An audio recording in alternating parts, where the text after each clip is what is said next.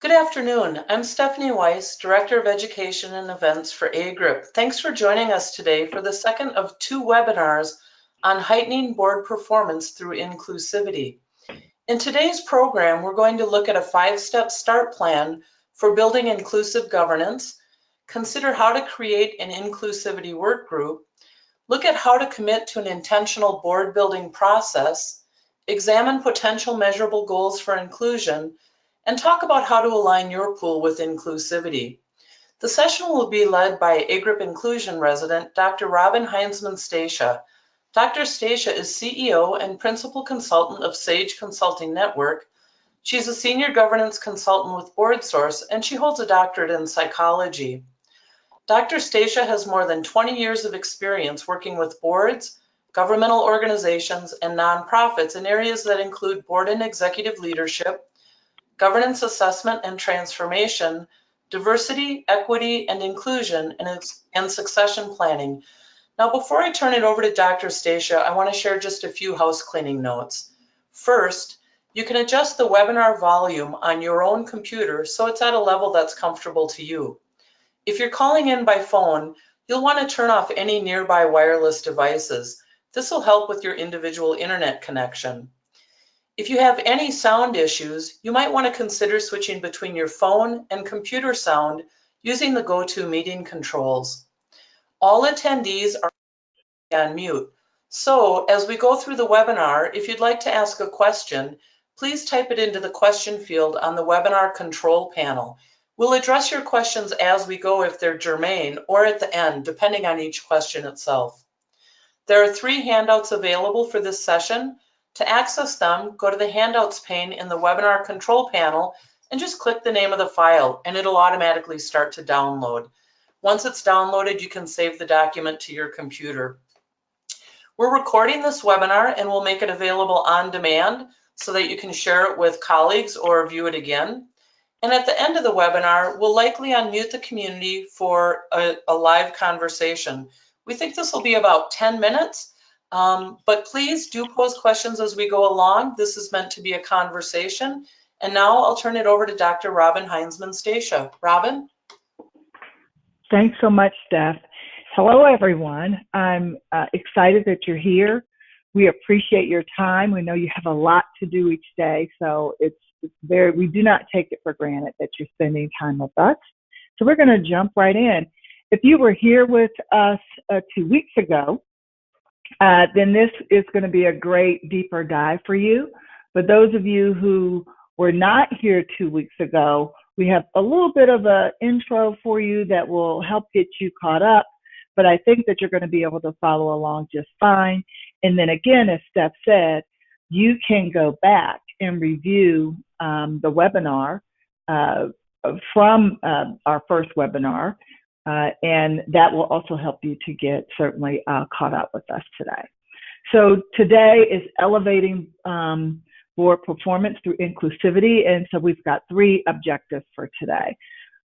First, as Steph said, we're going to go through what I feel are the top 5 actions. Now, when you hear them, you'll say there's really more than 5 because you know I've embedded multiple little things within each action. But these are what I think really will help you to get an inclusivity practice going within your governing body and within your pool organization. As always, we want to connect what we do with governance because that's what this is about. It's about strengthening governance practices through inclusivity. And so again, we're going to just review some of those strengthening steps. These webinars are designed so that there is some repetition to them because we know that the more we hear it, the more we learn, hopefully the more it becomes what we call internalized and valued as a part of the way that you all do your work.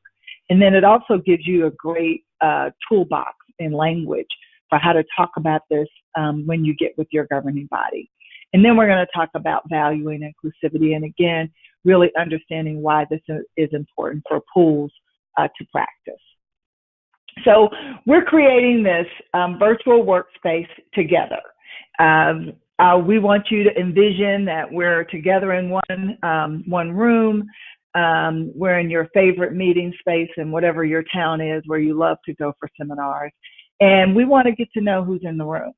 So if you can go to your chat box, and in your chat box, we just love to know your name, where you're from, your location, or your pool.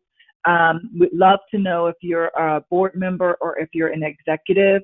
And then if you'd like to share how long you've been in pooling, we'd love to hear that as well.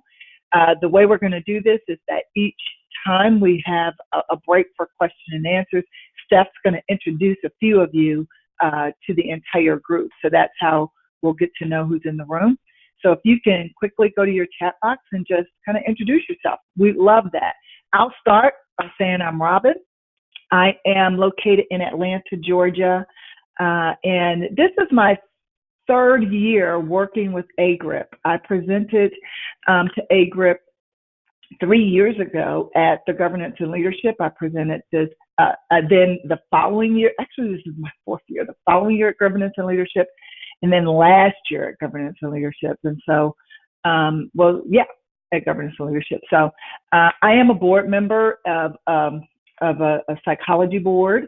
But I've been with pooling, I guess, now for about 4 years. So that's a little bit about me. And so I'm open to learning. You guys are the experts on pooling, and I bring the expertise on governance and inclusivity, and we're going to get there together on this journey. So this is our starting definition.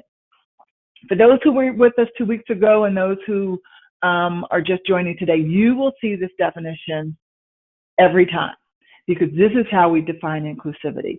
It is cognitive diversity plus demographic diversity equals inclusivity. And so we're going to break that down now. And please feel free to use this. So these are all documents that you can use in your own conversation. So please feel free to use this definition. So what is cognitive diversity? Cognitive diversity really is about the diversity of thought. So how we come together as different thinkers, how we come together based upon our experiences, our professional background, our walk of life, what we call our lived experiences. Often these cognitive diversities, really help us to think in new and fresh situations, even when we're doing things that are routine, but also when we're doing complex situations.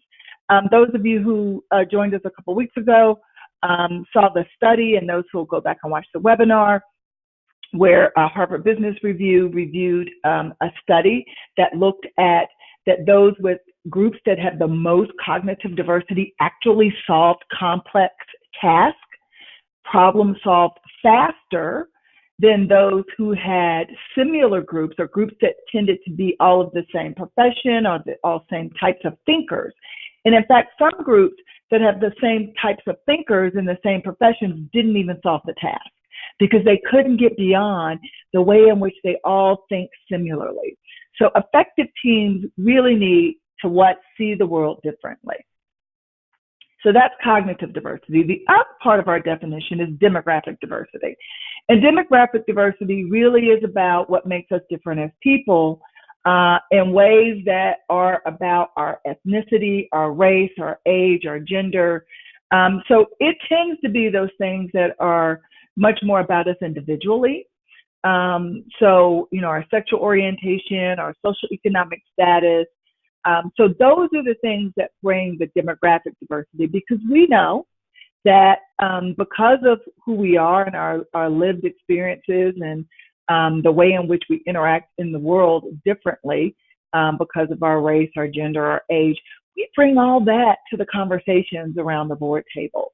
And that, in fact, really helps us and helps the governing body and our organizations, our staff teams, to, in fact, be much more capable of coming up with new solutions, new ideas, solving problems, working more effectively towards, our mission. So those are the two elements of our definition. But what's unique about demographic diversity is that when, as a pool, you're defining what your unique needs are, this is defined uniquely. So because often demographic diversity has a lot to do with your communities. It has a lot to do with those you serve. It has a lot to do with who your members are. And each of you live, work, and interact in different parts of our communities, different parts of the United States, and even other countries, if there's any pool members on the line from Canada. So based upon what your individual community's demographic makeup is, that's a lot of what you're going to consider. So there's no cookie cutter. There's no, you got to have one of these, two of those. In fact, quotas are not what we're looking for. We're looking for you to understand your community, understand your pool members, understand those you serve, and you define those demographic diversity needs in a unique way. And so hopefully that will give you that sense of freedom and purpose to really create the pool governing body and the pool organizational team that best fits your community. So before we launch into our 5-step plan, I'm going to go to Steph and see if she wants to do a couple introductions. Absolutely. We have Matt from OMEG in Oklahoma. He's joined by 2 other executives, and no definition of how many years of experience, but many years of experience between the 3 of them. So I'm going to say they have 50 years experience. That's just my guess. All right. All right. And then we've got Jessica Campbell from New Hampshire. She's a school care executive, and she's been in pooling 8 years. And then we also have Michelle Carter of Tandem Collective, who has about 6 years. Well, wonderful. Well, thanks everyone for being with us. And my memory isn't as photographic, but I do believe that New Hampshire, I don't know if it's the same Jessica, I think was with us last time. And so welcome back. I'm glad you're here again. So let's go on to let's jump into this inclusive 5-step start.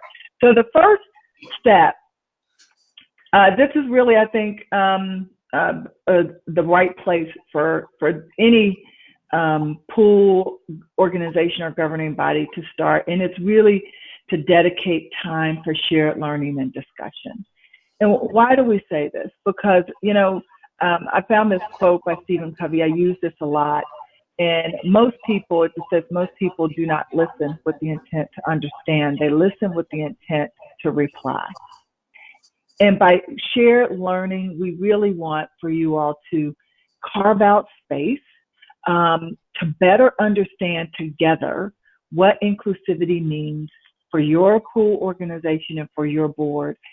Now, I intentionally struggled with the word competence because we're not, often you'll see things where it says build your board competence, and you'll see this here, shape cultural competence. We didn't put that in the big bold because competence is a journey. It takes a while in order to get there, and it truly is a journey. So we want you to commit to shared learning and discussions, and as you do this, you will become more competent through the structured learning. But really what we want you to do is to say to your governing body and to your organization that you value inclusion and that it's important enough that you all spend time together understanding what inclusivity means, that you understand that it sets the stage for the accountability throughout your pool. So as you go through this, you're going to further define what inclusivity means to you, and then you're going to define what you're going to do. And that leads to the accountability. That, as we said, it creates a structured way for learning. And, on our the section of the AGRiP website, we are curating some amazing resources for you. And so it really is going to allow you to have time to create that common understanding and to share learning by using these resources and then having some meaningful conversations about it and talking about what this means for your pool. So it's important to start here because, what we know is that from multiple studies, and I've just picked out a couple for you, that McKinsey found that they looked at gender differences and they found that organizations are 15% higher in performance. They're 35% higher in performance when race and ethnicity are a part of the equation. So no matter what part of inclusivity you decide you want to focus on, your performance is going to be significantly improved. but these studies are going to help those on your board and help you to better understand what's the value in this for you and why should you be doing it. That Harvard Business Review study, I referenced it earlier. It's a part of the shared learning experience that you can tap into that helps you to see really how diversity of thought can help your pool to conquer and to deal with complex problems and challenges. And then Deloitte, which is a big part of the underpinnings of our study, of our work together, has done some amazing studies that we've got for you that you can use to help jumpstart your conversation. So we're giving you tools and resources that will help you to be able to talk better together about what inclusivity means. And this is important because, we know that often these conversations can be very challenging. Many of us have had bad experiences with conversations about diversity, about inclusion. Often people leave the room, some feeling blamed, others feeling misunderstood. And so a part of this shared learning is really giving everyone a chance to reset and to approach this from an experience of openness and of trying to understand what does this mean, again, for your pool. So I've given you some potential questions that you might ask through these shared learning experiences. You might ask your governing body, how do you visualize a greater inclusivity? What would that mean for your governing body? You might ask, and hopefully you will, have a conversation about why inclusivity is important to your pool organization and your pool governing body. You might ask what barriers or opportunities do you need to address in order to achieve true inclusivity, whether it be demographic or cognitive or both. So we've given you some conversation enhancers that you can use as you choose these articles that you're going to hopefully deep dive into and carve out, even in your governing board meeting, carve out 10 minutes, 15 minutes just for this kind of learning, and you will be impressed with how far your board can go at deepening your understanding and really achieving some common approach to what you want to do next. So here's just some of those resources that I mentioned for you. They're in the presentation, but they're also going to be available to you in other ways, as I said, through this section that we have carved out with AGRiP for the inclusivity. But we've got active links for you here. So the first question, and these are, throughout this, we've got ways for you to interact with us. So we call them poll questions. When we pause for these, we really hope that you will think about them and that you will go to the chat box and you will, answer so that we can continue to learn from one another. This is creating a community of practice right here where some of you are doing some really amazing things and you're going to be able to share those, and others are just learning, and that helps many of you feel good about the fact that you're just at the beginning of your path as well. So if you can list one word or phrase that comes to your mind when you consider diversity and inclusivity, what do you think about? As I said, for many people, they've had some challenging conversations, they've had positive conversations, they felt misunderstood, they felt heard, they felt affirmed, they felt disregarded. So we'd love to hear from you. Where do you start in this conversation? So go to the chat box, just list one word or phrase that comes to your mind as you consider diversity and inclusivity. Yeah. And Steph, I'm not sure why, but I am getting a little feedback. So I think everybody's mic is muted, but if you could check that for me, that would be great. Yep, everyone is on mute. Okay. All right, so I'm going to move forward and then we'll come back, Steph, after you've seen several folks enter their one word or phrase. We'll hear about that and then maybe another introduction. So the next must do is to create an inclusivity work group. This is really important. And I didn't call it a committee. You can, once you decide this is something you really want to stick with. But a work group is really a way for the governance process to explore, you're going to have folks who we call them like early adopters, meaning these are the people who are like, yeah, I want to get in fast. I want to be a part of this. There are people who are champions who are already engaged in this work. They might be engaged in the diversity committee at their workplace. They may have done this on another board. They may just do a lot of reading about inclusion. And so they're champions and they want to be a part of this. They already buy into it. They know it's important. So you want to figure out who's best on your governing body and create this work group. This work group really is going to create a governance process that is going to ensure action, because they're going to think more deeply about what inclusivity means for your governing body. They're going to help you create momentum.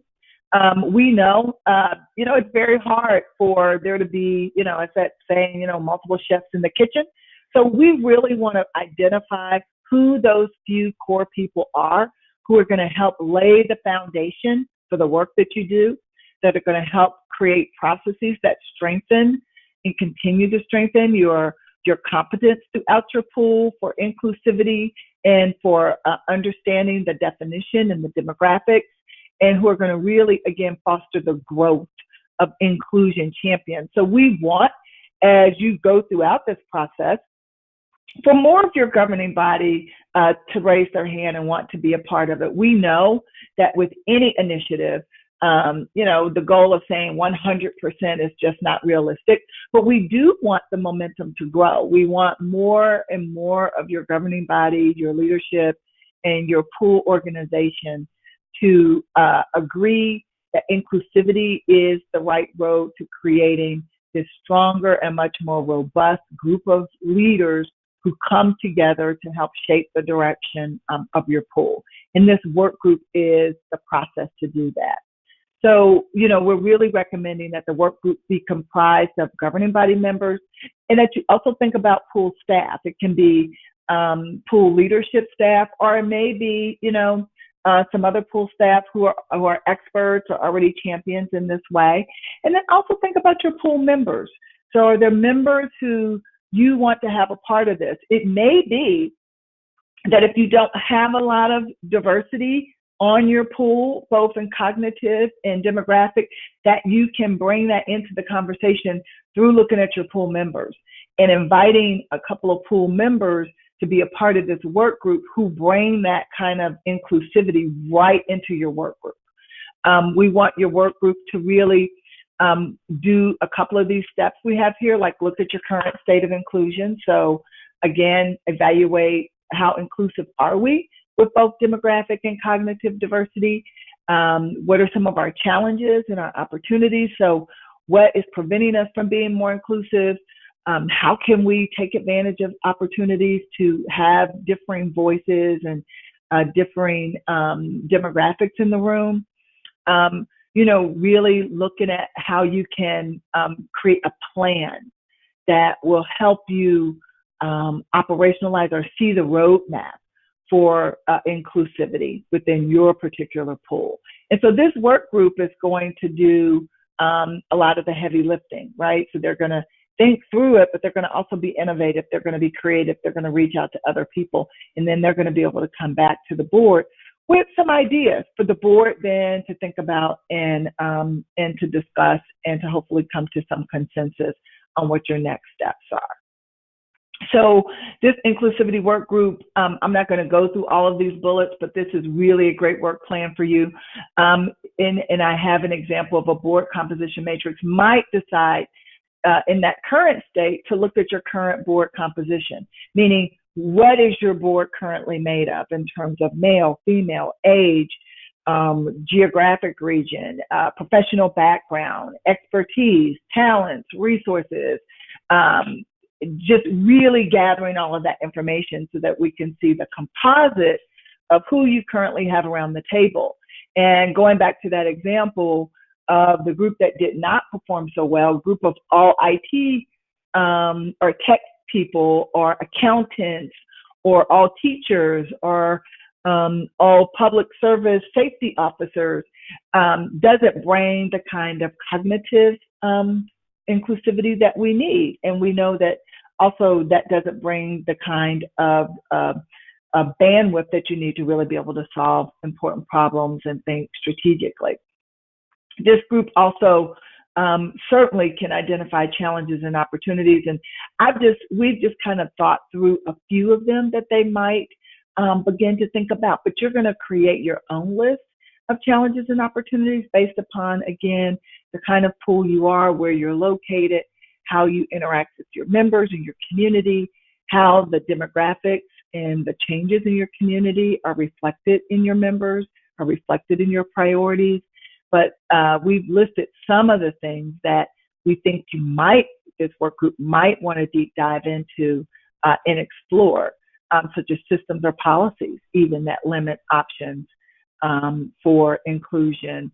I've met with a lot of pools where your designated seats, your bylaws, your regulations really create constraints. And so this group would have to think, how do we go around those constraints? How can we create a more inclusive pool governing body given the constraints that we're dealing with? And what are true constraints and what are constraints that maybe we can change? And so this work group would focus on that. So let's hear, before we go to the next poll, a little bit about the responses to the first poll, which was, what one word or phrase comes to mind when you think of diversity and inclusion, and then maybe a couple of introductions, Steph. Sure. People have been a little quiet on introducing themselves, so I don't have more introductions to do, but I do have some great phrases that people shared. Oh, good. Okay. Some of the words that came to mind include mutual respect and understanding. Another respondent said conflict. Another said opportunity. And a fourth person said challenge. So we've got mutual respect and understanding, challenge, conflict, and opportunity. Very nice. And those are all very honest and actually very accurate terms. And when you read some of these articles, the articles really point to that inclusivity does lead to more challenges. And in fact, that's good for us, as well as conflict. We often think that our real well-functioning team is a team that works smoothly, where everybody gets along, where decisions are made quickly and efficiently. When really what we do want the team to get along. We want the team to respect each other, but we want the team to know that there are great differences and that there can be healthy conflict. And that's where we have to reshape the term conflict to healthy conflict. We can get along and disagree. We can get along and see things differently. And when that happens, it may prolong our decision making. It may mean that we don't quite get to the bottom line of where we're going to go in one meeting. But all of the data shows us that diverse teams come to better decisions, not faster, but better. And that diverse teams often have to work through challenges and conflicts along the way.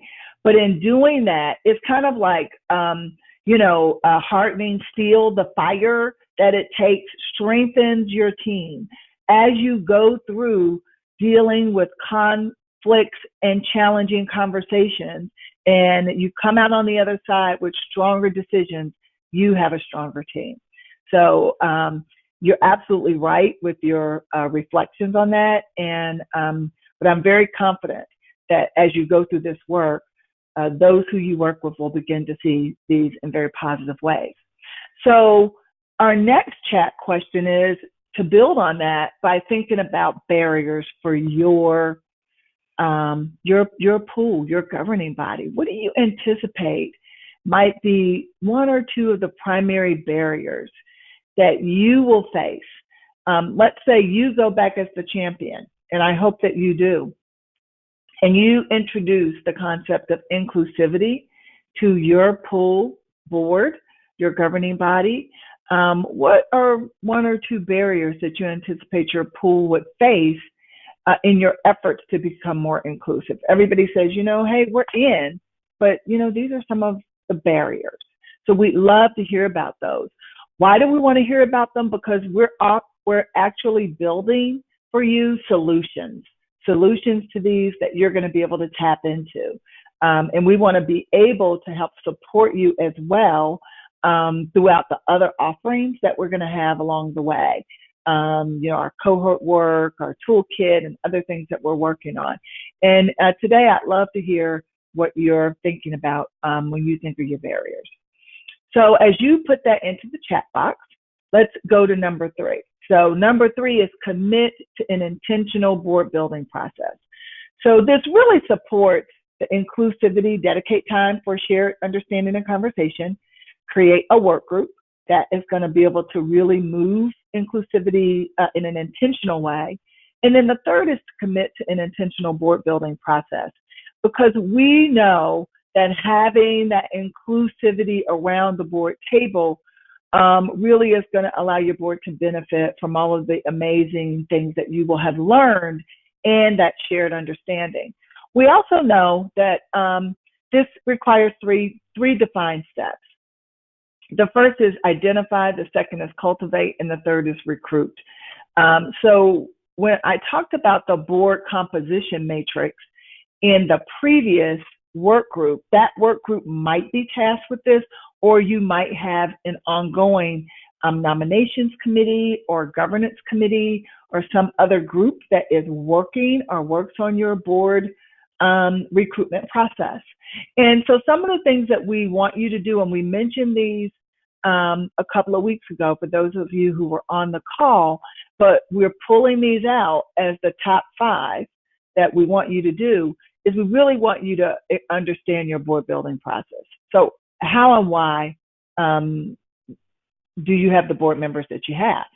So is it a bylaw requirement? What's your current recruitment process? How do you really get the word out? I've worked with so many organizations that are board member driven organizations who really have to rethink, how do you get all of your board members interested in leadership? How do you help them to understand what this opportunity means to them and why it's something that they're all equally qualified to do? How do you identify through getting a better understanding of the diversity of your membership? How do you reach out to those who bring the kind of cognitive and demographic diversity that you want on your board to help them really think seriously about governing body participation or committees participation? This really comes from creating that composition matrix and knowing who it is you're seeking. So what's your ideal board? What does it look like? And really intentionally generating interest from those pool members. And then if you have some real constraints because you've thought about that in your work group, just how do you expand the board table? So how do we get more folks around this table when we're thinking through problems and we're trying to solve solutions, or we're generating ideas, or we're debating? How do we get more diverse voices around our governing body table? So how do we invite guests? How do we have subject matter experts? How do we invite pool members, community members? How do we make sure that the gaps we have are filled in some way so that we bring, and we are able to tap into inclusivity to the best of our ability? So this board building process really helps you to think both about board recruitment, but also just about the board table. And how do you have more inclusivity around the table? This is an example of what a board matrix or a board composition matrix might look like. And you all can create your own, but I like this one. It just lets you kind of have your current governing members map themselves, or so they list their names and they put a check for what they bring and what they can offer the organization. And you would be surprised at how many of your governing body members have skills, professional background, and expertise, leadership qualities that you haven't been tapping into. I just did an assessment with the board, and one of them said, so many leadership qualities amongst board members, and they are not being challenged to use them. And that's often because we think about what someone brings based upon the direct expertise as it aligns to your mission. But there are other things that board members have huge experiences with in our possibly other careers volunteer service, and we want to know what those are. So, and then we want to see what the gaps are, and that's where those potential or prospect board members would be. But based upon, again, your constraints, you're going to have to make this work for you. You're going to have to think about, it may not be prospective board members, right? It might be guest speakers. It might be committee members. It might be, how do we tap into pool members for them to serve on task groups, because you may have constraints with how you bring actual board members on. So you'll have to create this in a way that it works as a tool that aligns and makes sense for your particular pool. So before we go to our next poll question and our next must-do, number 4, Steph, do we have any barriers that folks think they're going to have to deal with? We do, Robin. We have some really great ones that people raised, and there are about 4 or 5 to share. So first is one pool calling out that they've got challenges with generating a number of diverse candidates, and they also see that there's low turnover or numbers of new positions coming open. So lower candidate numbers combined with lower turnover. Another person mentioned simply the perception issues. Another talked about fear of criticism and skepticism from the governing body about the value. And then a couple of folks talked about either the barriers among staff themselves or the board governing body itself. So anything from individual challenges to sort of what looks like the geographic challenges combined with some organizational issues. Yeah, and so I appreciate all of these, and I feel confident that if you use these top 5, they're going to help you with this. The perception, the skepticism, that's why I really thought the shared learning was so important. The shared learning is a very non-threatening and neutral way for governing bodies and pool staff and leadership to learn more about inclusivity, to see the real hard data about the benefits of it, and to have safe conversations about what inclusivity is and what it means for your pool. And so I tell you that is a place to start to deal with skepticism and perception issues. The second is that work group. That work group is the place to start when we talk about low turnover. So terms and term limits are important. Although I do know that there are pools where the pool board is designated by certain positions. And if those folks are in those positions for 20 or 30 years, then maybe there's no turnover. But we're researching what some of the degrees of freedom are, and I'd like for you to do that as well. And maybe this is what your work group would do. Maybe there's ways in which, though, you can add to your pool membership. Sometimes we think we have to delete, but it's possible maybe to add. That's expanding that board table so that you have others at the table in addition to those who are in those required seats where maybe there's limited turnover, so that you continue to have kind of like freshness coming into the conversation. So I think these top 5 will give you support for many of these barriers, and we're going to continue to provide you with solutions for them as well. So thank you for sharing those. I appreciate all of them, and I like your insight there. So our next poll question is, and I think we know the answer to this from what we've been saying, but has your pool staff had a discussion about diversity and inclusion? And one of you gave a little preempt to that when you said in your challenges, the staff and board itself being a challenge.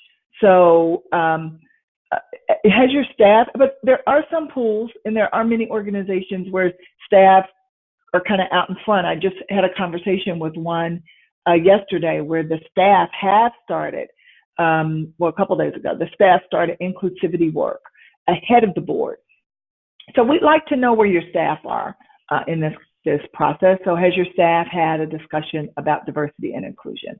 Yes, no, or you're not sure? So if you could just go to the chat box and we'll see what we get there. So the fourth goal is to create measurable goals. And you go, really, Robin? We've just started this conversation. We've got our work group. We're trying to figure out what our degrees of freedom are with our boards. How are we going to measure anything? So the reason this was important to me, and I struggled with each of these because there's so many ways that you can get started. But I really want you to hold yourself accountable. We want you to put something down. We want you to make a commitment. No goal is too small. We want you to know that even a goal of reading an article is a goal, and talking about it as a group. How often do we say we want to have lessons learned, or we want to have learning sessions, and the whole year goes by and we didn't do it? So we really want you to recognize that this is a journey. It's not a sprint. It's not something that happens overnight. These changes occur over, a fairly reasonable period of time. I tell boards, any transformation process is at least a year. So you have to get started somewhere. And so having measurable goals, creating a plan, hold the entire pool governing body accountable. So here's some specific goals that you might do. Like I said, it may be supporting the governing body and staff learning and an open discussion. You may say, we're going to read these articles. We're going to have an open discussion with the board. We're going to have an open discussion with the staff. And our goal is to get this done over the summer by September. Awesome goal. That's a goal. You may say you're going to, assign a small work group of 2 or 3 to review all your policies and to think about, where our degrees of freedom are for becoming a more inclusive organization and board, and where are barriers, and what can we do to change our barriers, and those we can't change. Okay, we know we've explored them. Then how can we expand? So these are all really meaningful goals. Sometimes we think we have to measure, the most significant. These are really the most significant. Assure me. There's others here, and actually several of these were included in our intelligence article. And hopefully you read that article. If not, you'll be able to go back to the website and grab that as well, because it gives you some really great tools. But I love setting a goal for identifying your inclusivity gaps and creating a plan to close the gaps. And those gaps might be governing body gaps, staff gaps. Those gaps might be gaps with your membership and interacting and engaging with your members. They may be gaps in understanding the changes in your community and the services that you're providing. There could be any number of gaps. And so just really doing that kind of a review or assessment that a work group might do for you, and then creating a plan. Just creating the plan is measurable. Not that you had to do the plan. That's your second measurement. But saying we're going to look at our inclusivity gaps and we're going to create a plan. And we're going to do that by the end of this year, by the end of 2019, so that in 2020, we're ready to move forward with strategies to close the gap. That would be phenomenal. So we felt it was important enough that we list this as the 4th priority. And the 5th priority is align the pool with inclusivity. Here we are talking about aligning your staff. But before we go to that, I have to go to Steph. Thanks, Steph. Robin. Hey, that's a good cue for this. So have there been any staff conversations? Yeah, exactly. Hey, we've got someone that I'd like to welcome. Artesia Dupree joined us, and they're from the Oakland Housing Authority in California. Artesia comes to us today with 15 years of board member and chair experience and is new to AGRiP. So thank you, Artesia, for joining us. And then from our poll where we asked, has your pool staff had a discussion about inclusivity? 60% of respondents said yes, and 40% said no. Awesome. Awesome for the 60%. That is fantastic. Those of you who have started this journey with your staff, you really will be able to, I think, use this to help support your pool and certainly to support and strengthen the work that you're doing. And those of you who haven't, we've got some suggestions for you right now. So align the pool with inclusivity is specifically about the pool's staff. You know, there's a lot of sayings that folks in the governance world talk about: the staff getting out ahead of the board getting out ahead of the staff. You know, and when it comes to this work, we really want there to be alignment. It doesn't matter where the energy is created. The staff may say, initially, inclusivity is important. We get it. We want to make sure that as a staff, we look at this through all aspects of our work in our organization, and then we're going to share this work with our governing body and support them in the process, or it could begin the other way. But we really want there to be a point where there is alignment, that the staff is also engaged in training opportunities, that the staff is also discussing staff inclusivity and raising awareness and creating openness, considering concerns, generating ideas. What does this mean for us?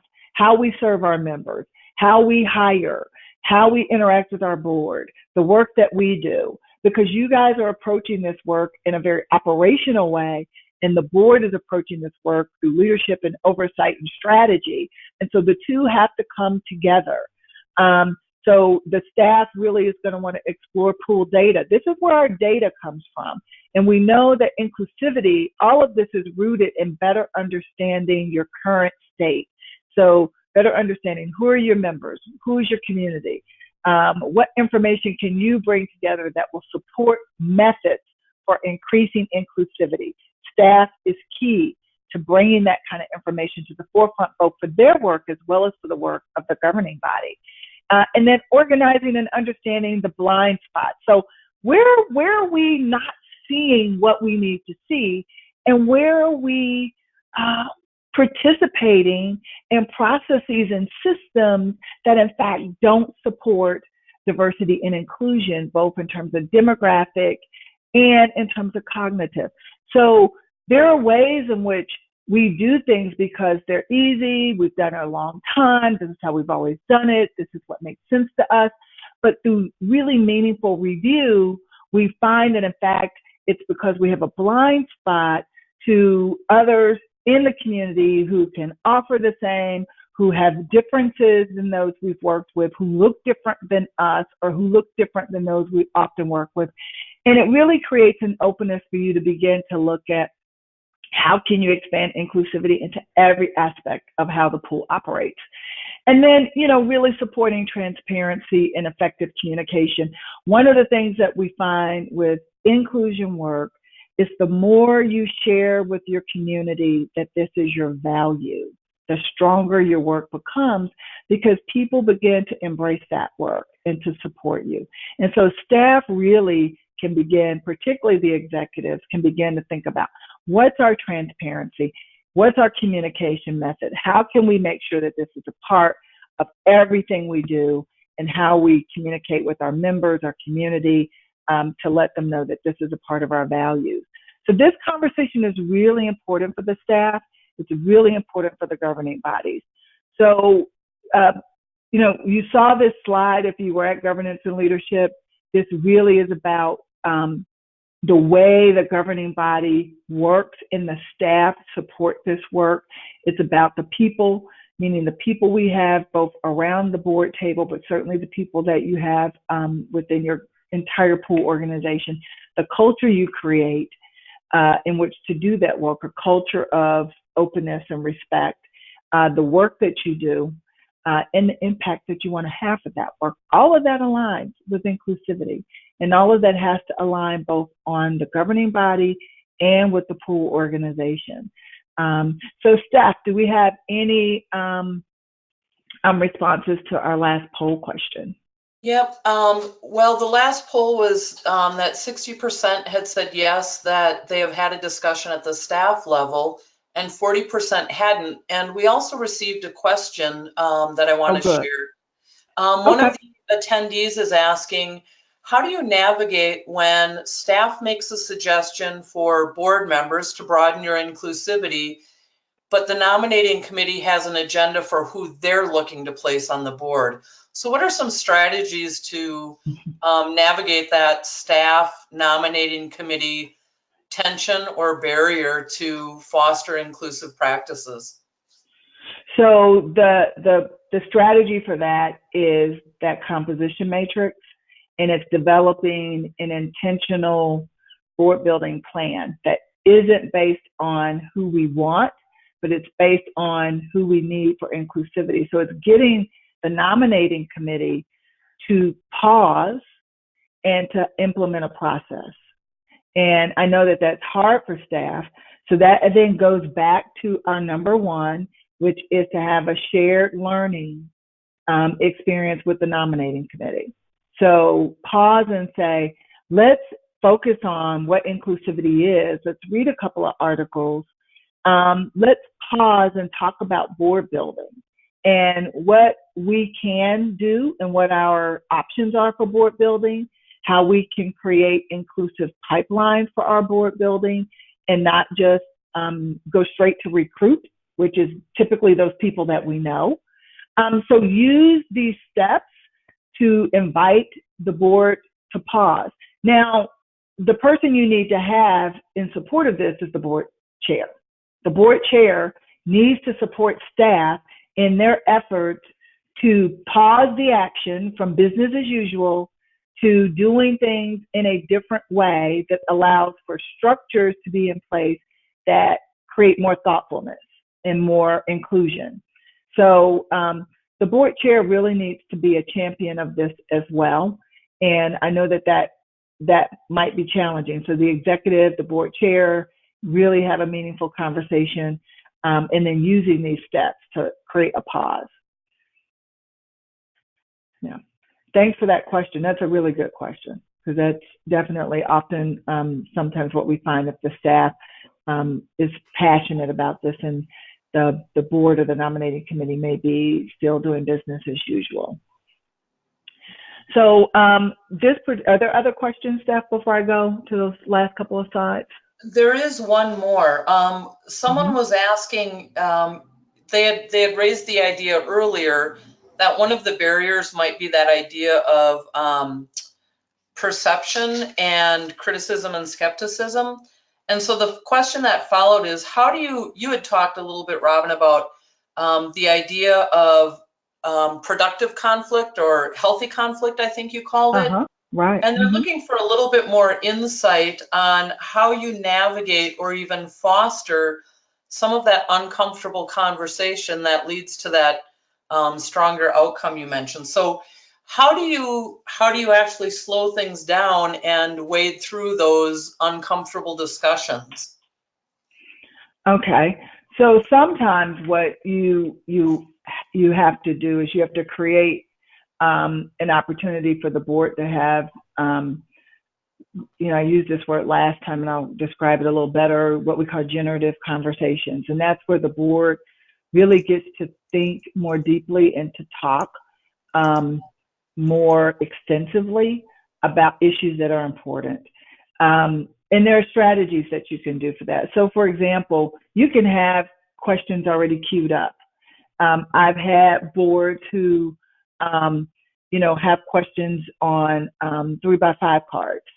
And if no one asks questions, then they go to the queued up questions. Or you pass out cards to people, blank cards, and you do what we call a silent start.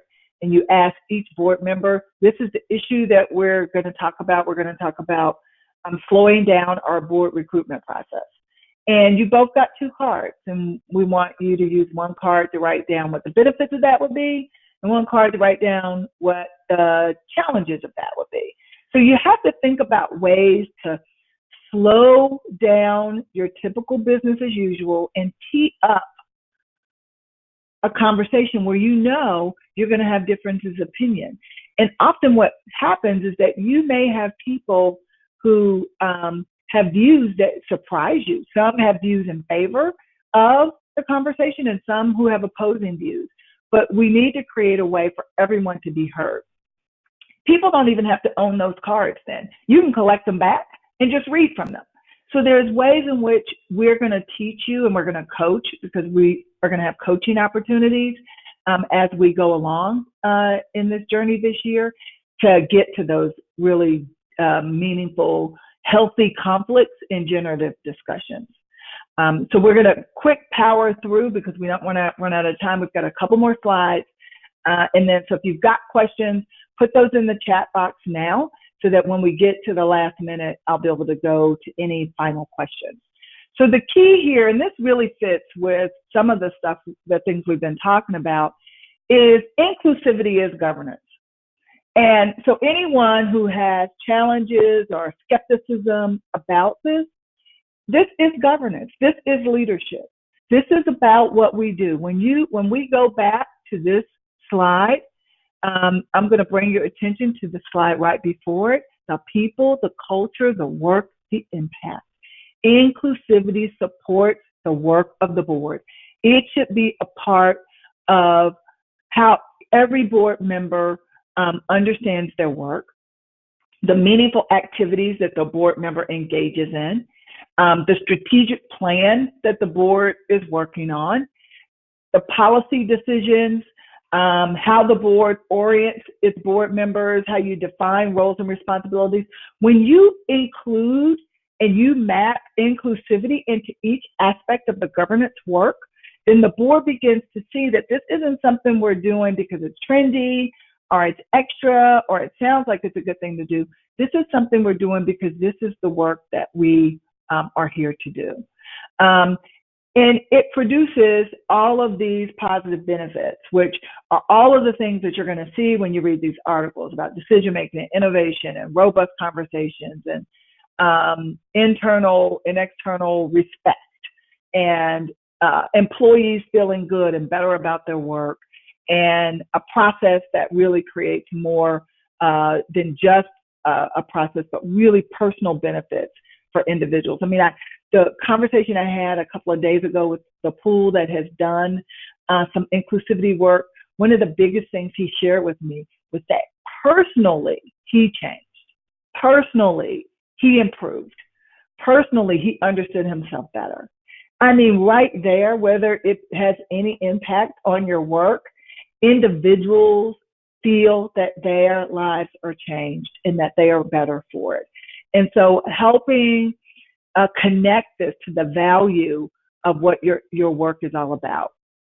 So we've got this last poll question, which we don't really have time for, but I'm going to ask you maybe to consider doing this as a part of one of your conversations that you're going to structure. And it's just list one statement about how inclusivity will benefit your pool governing body. So maybe at the end of a sharing and learning session, maybe as a part of the work group that you set up, at the end of work group meetings. This could be something that you do at the end of each of the opportunities that you have to build a deeper understanding and appreciation for inclusivity. You may say, everyone list one statement about what we've learned today about how inclusivity will benefit our pool and our governing body. Because we want people to connect to this in a meaningful and in a real way. So we're going to turn to Steph for any final questions that may have come into the chat box. Yep, we do have one, Robin. One of the attendees asked, what kind of timeline, generally speaking, is involved in starting at the base level and building to inclusion? And how do you stay engaged or continue on when you hit barriers? Like, how do you stay motivated in this important work? So for timeline, there really is no standard timeline. I think I mentioned earlier, I tell all my boards a year is a typical transformation, and that's what this is about. When you think about how many board meetings you have and how many touch points you have, it's going to take about a year to move from the shared learning and conversations to finalizing any action plan that you've decided to implement and being prepared to bring on diverse board members or to feel that your board is more inclusive. So I would definitely say give yourselves a year. But that's why we want you to set up measurements, because we want you to have many successes along the way, and that's how you deal with barriers. You deal with barriers with these many success points along the way where you can say, look what we did, guys. We read these 5 articles. We came to consensus. We created our own inclusivity definition. We agreed that this was important. You know, we looked at our governing body, our governing structure, and we figured out, you know, what our true opportunities are and what our true barriers are. We've been working on those. So each step along the way, you know, you get the green light, red light, yellow light on your goals, and you use those green lights to really keep you going at times where there are barriers. Now, if there's some persistent barriers, then you're going to identify how do we resolve them, or how do we neutralize them? And so you're going to do that through either pivoting it back to your work group, going to your board chair leadership, talking about what can you do about this barrier. If you can't resolve it because it's something that's intrinsic in a law or a rule or a process that can't be changed, then how do we build on it? How do we neutralize it? But we know that barriers are going to be there. If this process were barrier-free, you know, a lot of people would already do them. One of the reasons why we know inclusivity doesn't happen is because, you know, people don't hang in there to the end. So, you know, use your successes, confront those barriers, keep them in front of you, decide if they can be resolved or if you have to build on top of them, is how I use it. You know, we're going to use the barriers as a step stool. So, and keep going. But, you know, as we work together, certainly I'd love to hear more about specific barriers, and I'd be more than happy to help you create some solutions for them. That's what our job is going to be for this year. So write them down and save them, and hopefully I'll be able to have a coaching call with you, and we'll be able to come up with some real meaningful solutions to those barriers. Well, Robin, thank you so much for taking time today to help us think about how to develop and implement inclusivity in public entity pooling. And to our attendees, thank you for giving us your time today to think about this topic. As I mentioned at the beginning, we'll make a copy of this webinar available through the AGRiP website. And you can hear from and connect directly with Robin at the CEO and Senior Staff Institute this August, where the focus will be inclusive leadership. So thanks to all, and have a great rest of the day. If you have additional, please send them to info@agrip.org, and we'll work with Dr. Stacia to get some answers to you. Thanks so much, and have a great rest of the day, folks. Bye-bye.